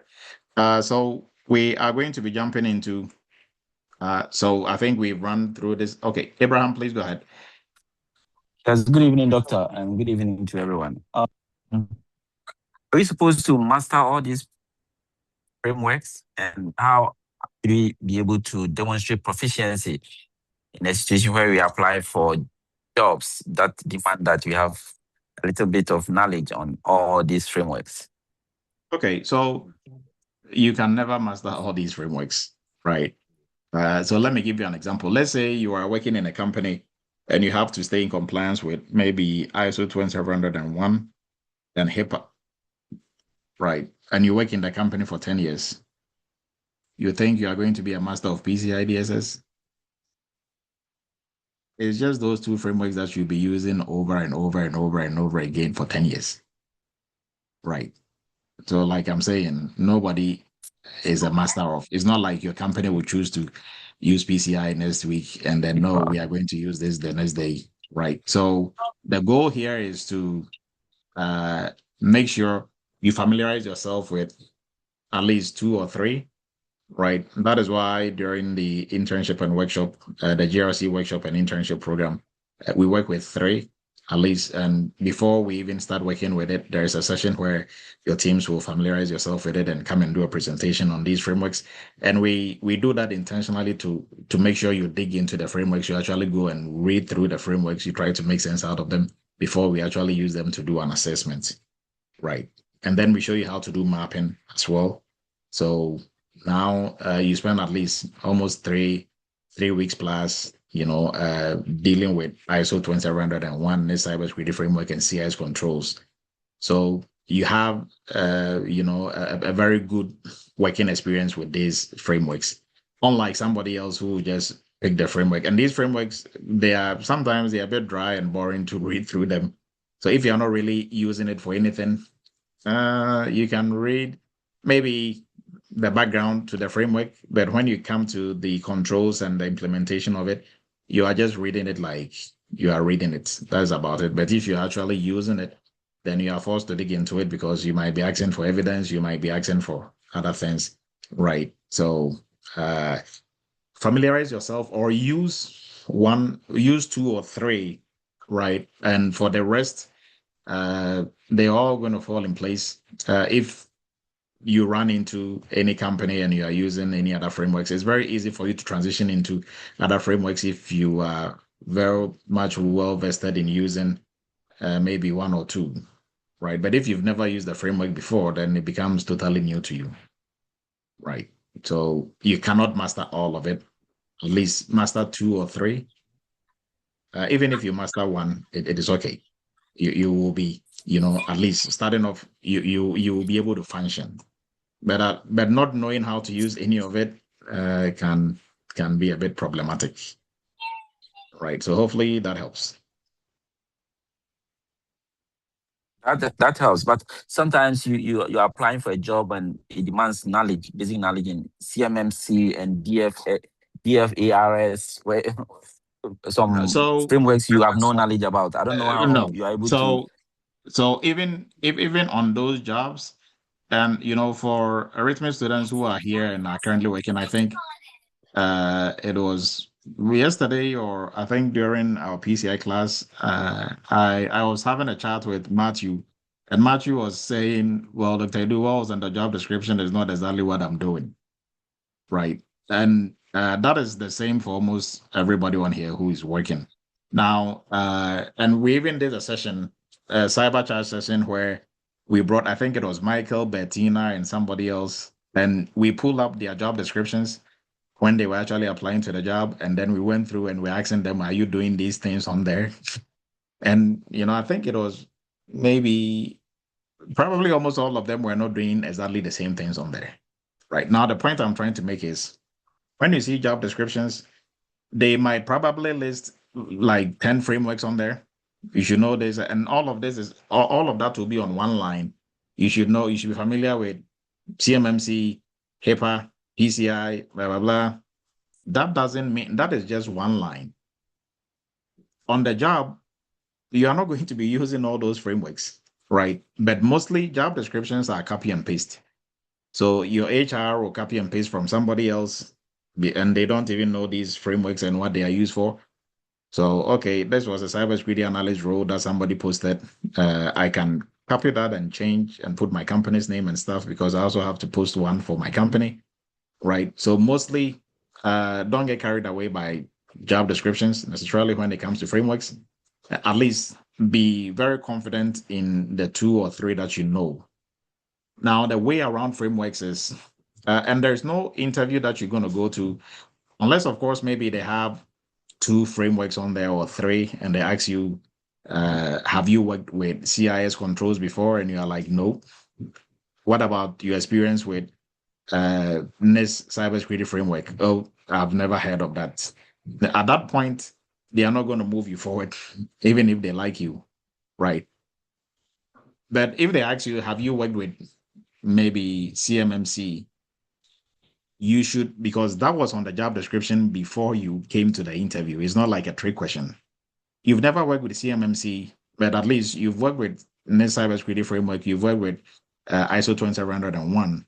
So you always start from the ones that you are familiar with. So have you worked with CMMC? You don't necessarily have to say yes or no. We can start with how you use ISO and NIST cybersecurity framework, and then what CMMC is used for. So although you wouldn't say you are an expert in CMMC, but the skills that you've acquired through you using ISO and 20701 will help you, or you can easily transition, that into working with CMMC. So you wouldn't say you're an expert in CMMC, but then, you'll be able to manage and find your way around, and you're a fast learner, right? That is how you go about, answering questions like that. So, like I said, you are not going to know all frameworks. Be very confident in the 1 or 2 that you know, especially, and a very good example of this is also with tools. You are not going to know all the tools in cybersecurity. Every day there are new tools coming up. So if you want to chase tools, you are going to go down a rabbit hole. But at least if you know how to use 1 or 2 tools, be confident in that. If they ask you, do you know how to use Splunk? You don't know how to use Splunk, but you've used RSA Archer, or you don't know RSA Archer, but you've used Splunk. They are all SIM tools, right? Oh, I've used maybe Splunk to do this and that and that and that. For Archer, I wouldn't say I'm an expert, but I'll be able to, find my way around. And I know this type of Archer you are using mostly is for these use cases, and you can use it to do A, B, C, and D, right? So you see how you start off with, what you are very strong on, and then you pivot into, but you just don't go with yes or no. And don't talk yourself out of job descriptions because you don't know all the frameworks that they've listed. Mostly for the interviews, they want to pick your brain on your working knowledge on these frameworks. So if you've mastered 1 or 2, you are in a better position, and you should be able to speak intelligently about the other ones that are on there. And speaking intelligently about it is, you do your research and you find out, okay, CMMC, what is it about? What do we use it for? Different use cases. What are some of the problems and issues? If you are using this as an implementer, what can you run into? You polish up and you learn about that. And you add that to what you know already. And no company is going to say, well, we think you can do the job, but because you don't know CMMC, unless, of course, CMMC is the job. The job is a CMMC compliance manager. Then for that job, you don't even have to waste your time and apply to it if you don't know CMMC that well, right? But if it's a GRC analyst role, right, cybersecurity analyst role, and CMMC is one of the many frameworks they've listed, don't let that, prevent you from applying or even going to an interview. Hopefully this helps everybody else.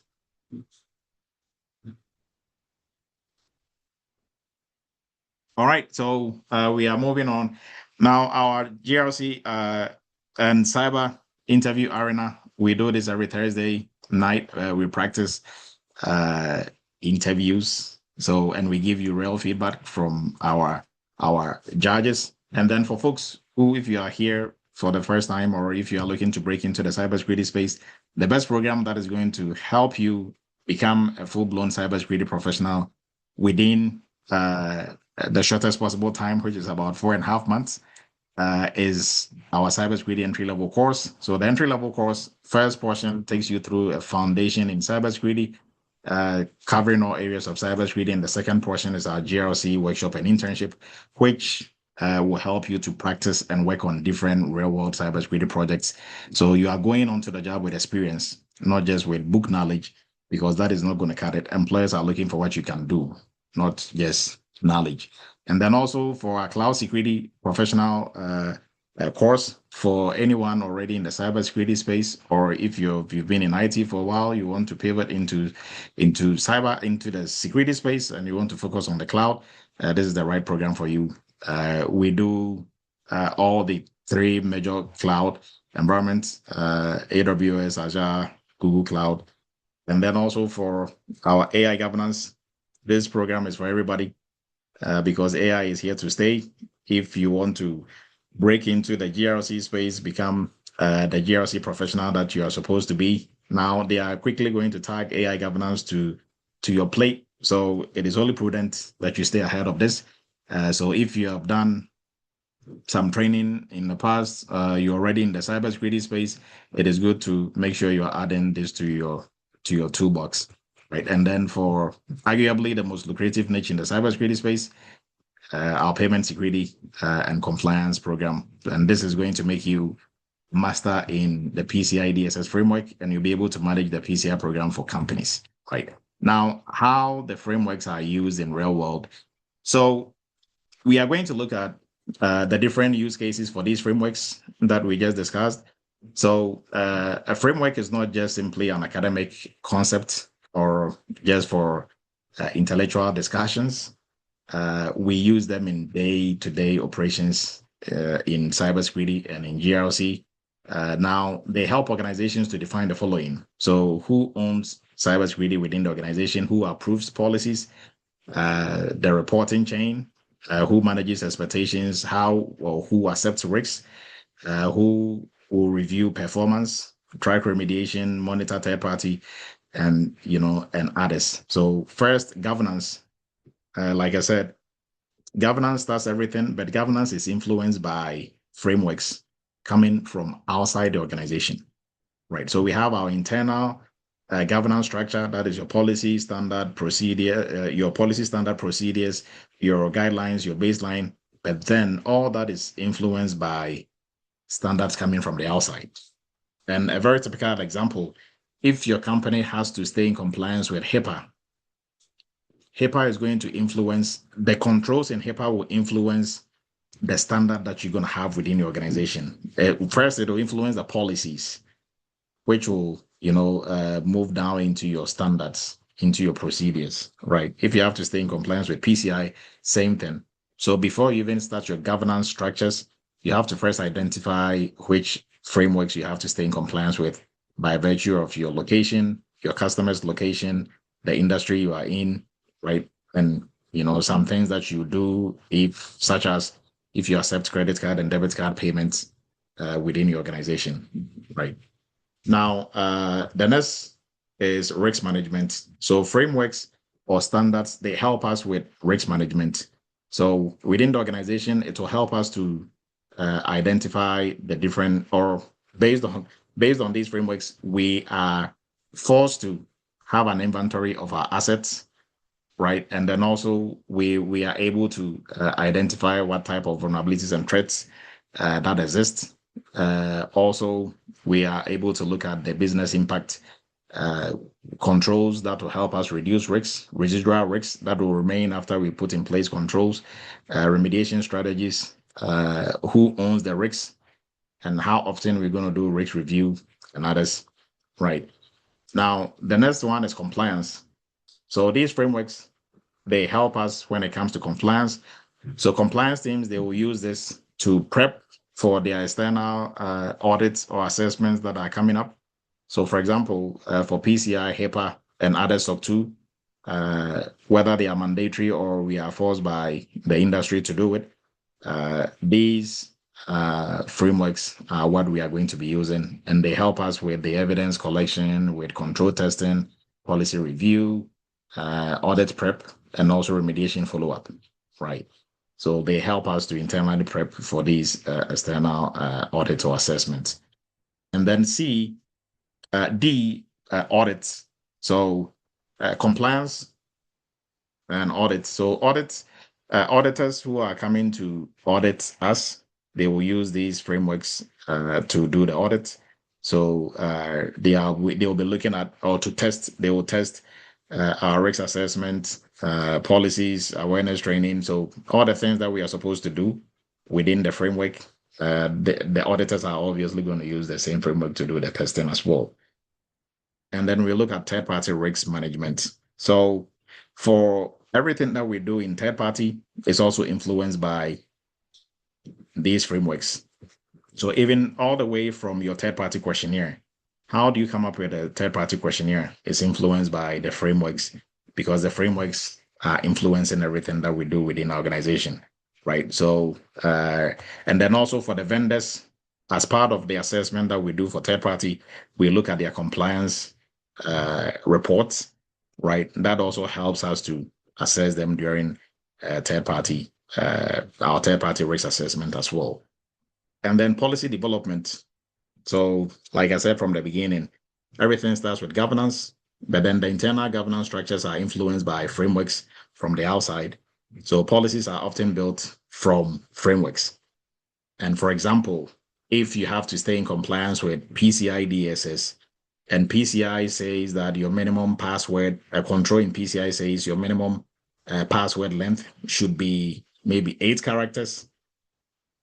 You cannot have a policy, internal policy within the organization that says that your minimum password should be 5 characters.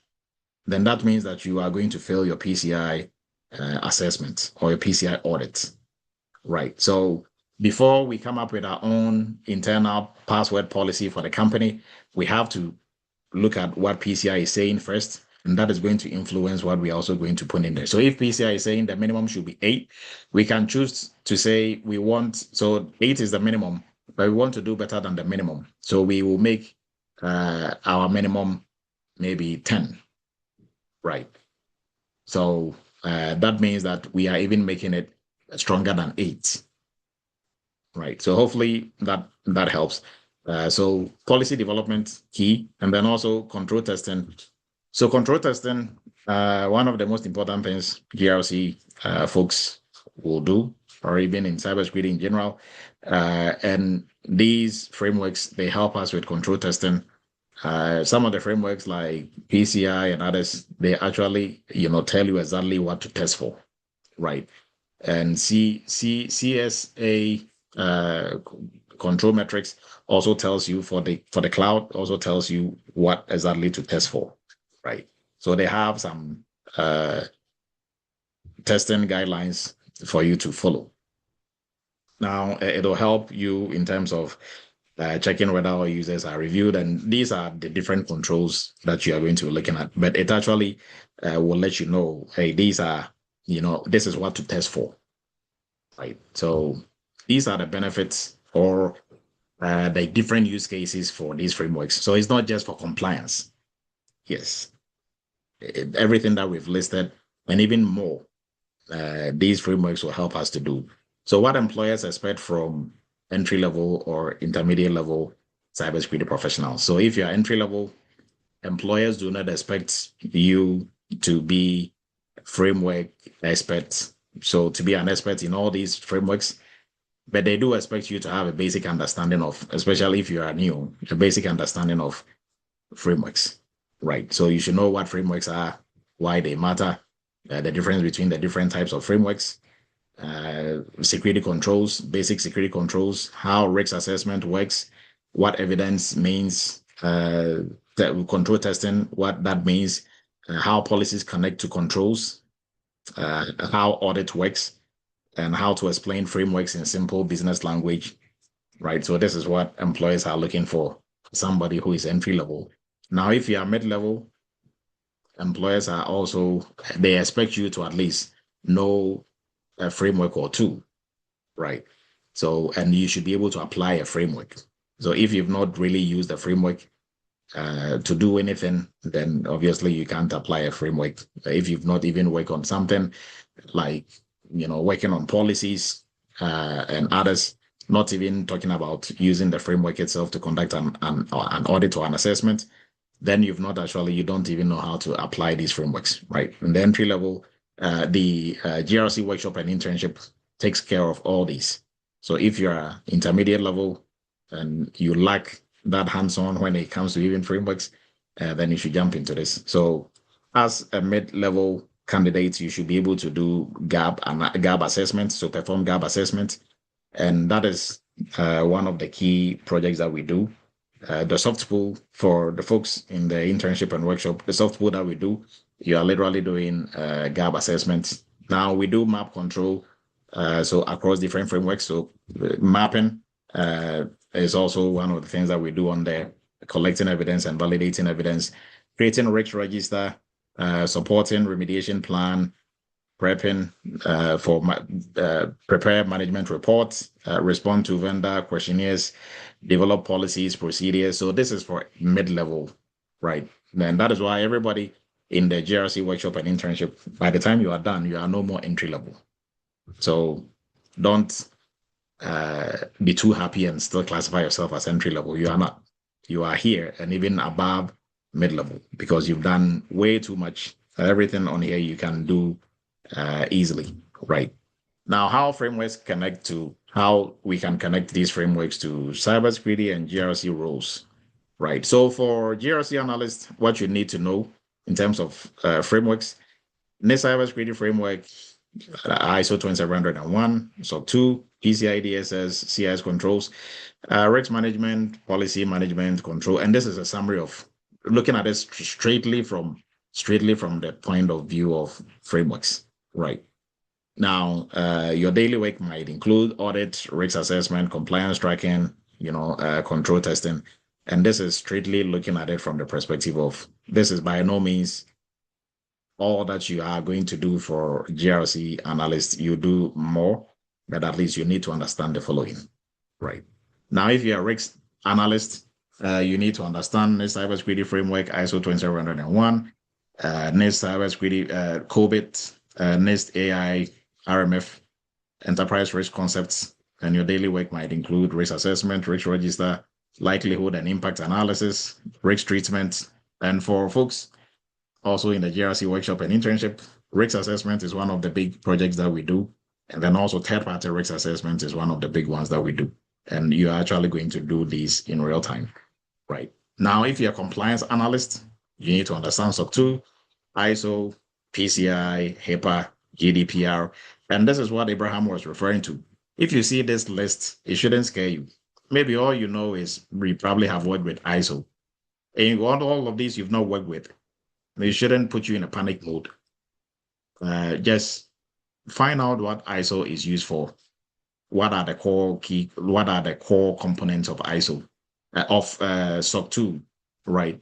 Also, same thing with PCI. Find out, okay, PCI applies to, when will PCI apply to a company? HIPAA, when will it apply to a company? What are the key components of HIPAA, right?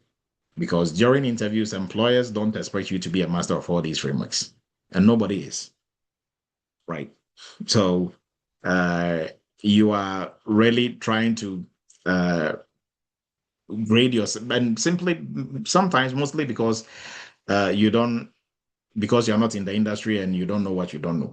So you think if you see everything on the job description, it means you have to know all of it and you have to be a master of all of it. No, it doesn't work that way. But then you say, but why did they put all of it there too? So they are looking for, this is the list of things they are looking for. So somebody who is close. And sometimes when you go to interviews is when you realize most of the things on the job description, they are not even looking for, right? Then, like I said, the job description is from HR and mostly they do copy and paste. That I can assure you, right? So we move into IT auditor. You need to know COBIT, ISO, NIST, Special Publication 853. And this is if you're on the government side, ISO, CIS controls, and a list of other things, incident response, change management and all that you're also going to be involved in. Testing controls, documentation finding, documenting findings, reporting audit results, and others. If you're AI governance professional, obviously all the AI frameworks, so AI, RMF 42001, privacy frameworks, data privacy frameworks, also a big one. And you might be conducting AI risk assessment, policy development, model governance, and others, AI compliance readiness. Now, how to speak confidently about these frameworks during interviews. So, best way to talk, and this is what Abraham brought up, best way to talk about these frameworks is to avoid sounding like you've memorized these frameworks and what they mean and what they stand for, right? Employers want to know, or they want to hear how you understand the frameworks and the different use cases. How do we use this in real life? Not definitions or anything like that, right? So yes, know what the framework is, who made them, the intent behind these frameworks, what are they used for, right? On in real life, how do we use this on daily basis? That is what they are looking for, right? So if you've used at least one or two or three, it's easier for you to speak to these frameworks. But going to interviews, don't try to, or don't sound like you are just memorize, some of these frameworks, you know them by name, and you can't even tell exactly what they are used for or the different use cases. That is not going to make you look good. And then we are going to look at some of the common mistakes beginners make with frameworks. So one, trying to memorize everything on a framework is a big no-no. It's not practical. Nobody expects you to be able to recite things on frameworks. And two, second mistake is not understanding controls. So not understanding the controls on the frameworks. So employers, they care more about the controls and how the controls can be tested and how we can put remediation strategies in place to correct gaps identified than just, having a list of the controls, right? So not connecting frameworks to job tags. So do not say, I know NIST, but you can talk about how you use NIST, right? And then four, confusing frameworks and regulations. So NIST cybersecurity framework is not a law. ISO 20701 is a certifiable standard. HIPAA and GDPR are legal regulatory obligations. PCI DSS is an industry standard for any company that accepts card payments. SOC 2 is attestation report for AICPA trust service criteria, right? So knowing where they fit, and that is what we did today. At least going through this should start the conversation, right? So whether you are new or you're already in the industry, everybody, was able to gain something tonight. And I can tell you that for a fact. Now, another mistake, ignoring cloud and AI governance. This is always going to come back and, chase you around. So you don't have to. In 2026, you don't have the luxury of, forgetting about AI governance and also ignoring the cloud, right? And on that note, I think we are about to wrap up. If there are any questions for the group, you can kindly bring it up, and hopefully everybody gains something new for their toolbox. So somebody was asking, can the PDF, Evans was asking if the PDF can be posted, and I think there is some info also in here. Any questions on the presentation that we went through? And hopefully all the questions about and the myth about frameworks has been addressed. Right. Any takes on what we went through? Harold, please go ahead.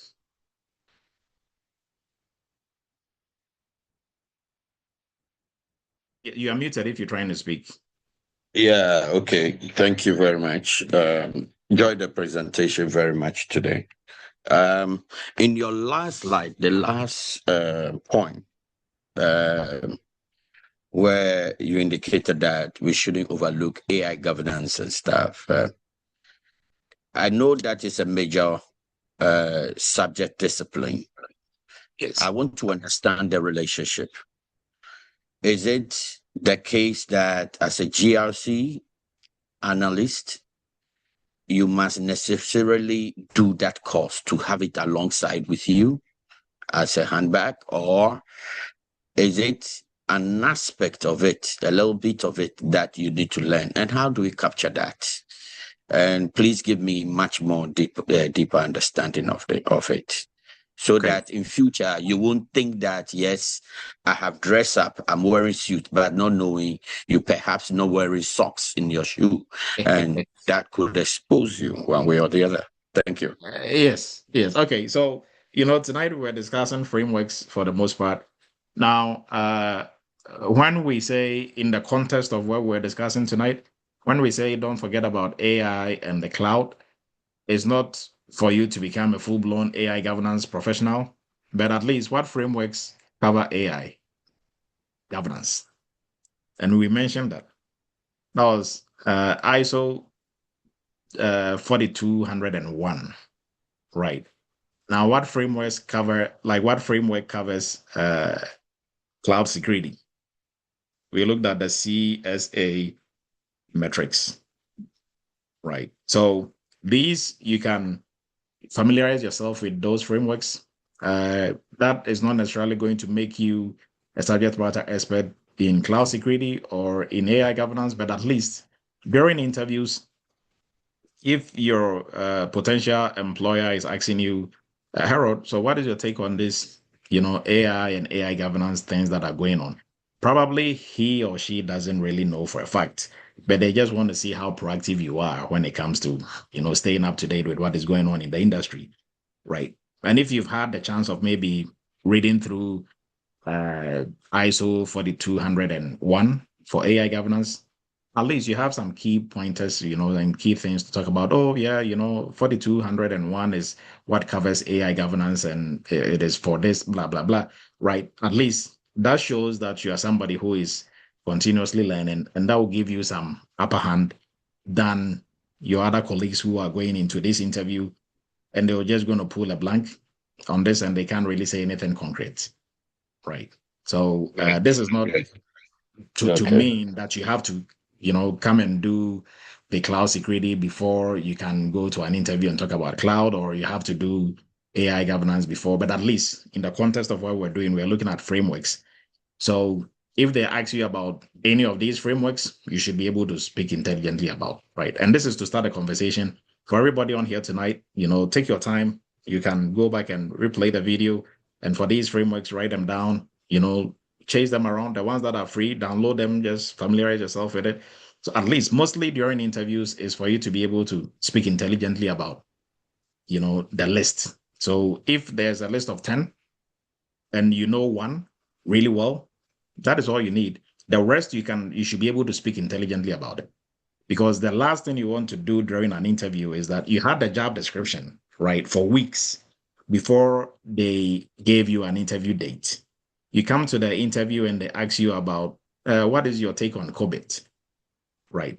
And it was on there, and you are pulling a blank and talking about, well, I've not really used it before, so really, what is not like what is going to get you is not you not using it, but what is going to get you is that you've just proven that you are not somebody who is proactive, right? You wait for instructions and you didn't really prepare well for this interview.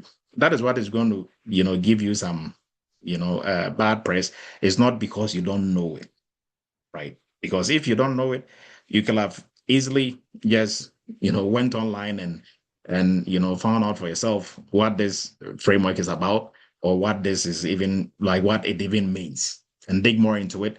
And then now during the interview, you can personalize it and talk more about it and talk what they mostly for the things you don't know, you should be able to speak intelligently about it. Not just say, well, I mean, I've never used it. So that is not you being truthful, is you being lazy. Nobody is saying go and claim that, yes, I've been using CMMC since I was a baby. That is not what we are telling you to do. But they expect you to come in there. You've never used CMMC. Yes, I get it. But what do you know about it? Right. So you can say, I know ISO, I know CIS controls, I've used them. CMMC, I wouldn't say I'm an expert, but I know these are the use cases. And this is the different, scenarios within which we can use it and use it for this and use it for that. Then they know you are proactive. You took time to prepare for the interview. You didn't take them for granted, right? But you don't show up and say, well, I've never used that. And you think you are being honest or truthful. No, you are being lazy. And nobody's going to give you a role. Because that is the same attitude that you're going to be bringing onto the work.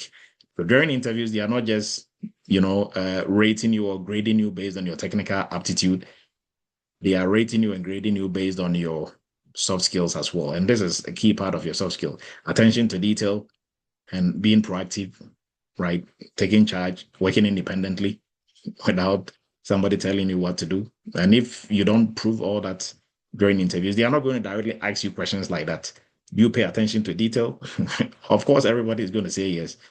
But it's how you carry yourself during the interview, even how you prepared for the interview, is going to show whether you pay attention to detail or not. Right. So hopefully that helped. Justin, please go ahead. Good evening, Doc. And my question is, which framework do you teach in the GRC internship? Oh, so we use ISO 20101, NIST Cybersecurity Framework, and CIS controls. We don't just teach that; we use that to do assessments. Right. And then when we do risk assessment, we use the risk assessment version of CIS controls, which is the CIS RAM. It's what we use for our risk register. Okay. Thank you. Yes, you're welcome. All right, everyone. I think if there are no more questions in here, I think there are some shout outs in the chat, but then we are about to wrap up. Abdul Latif, please go ahead. Yeah, Doc, thanks for your presentation. I wanted to ask about those who joined on the entry level some time ago. I think we received an email for a group for us to join in the group. And then we affirm it, but for me, I've not seen anything else again.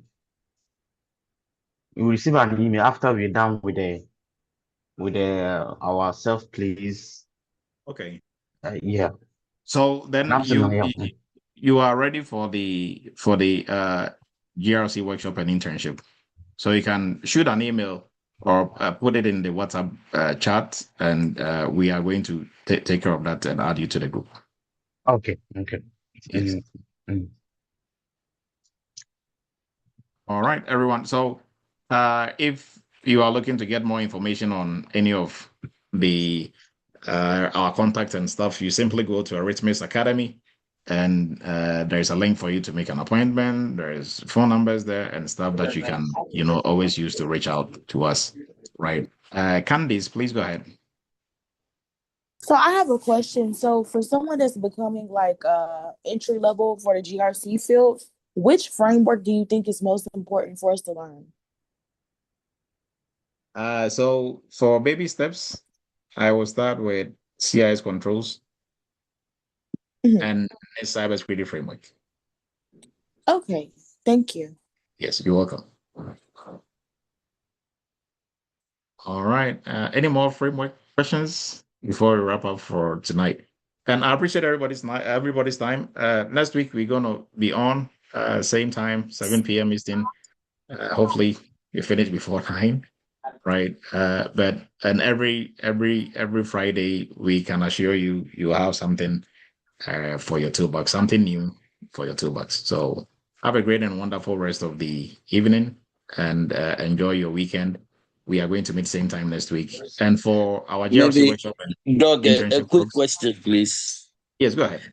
I want to know the internship.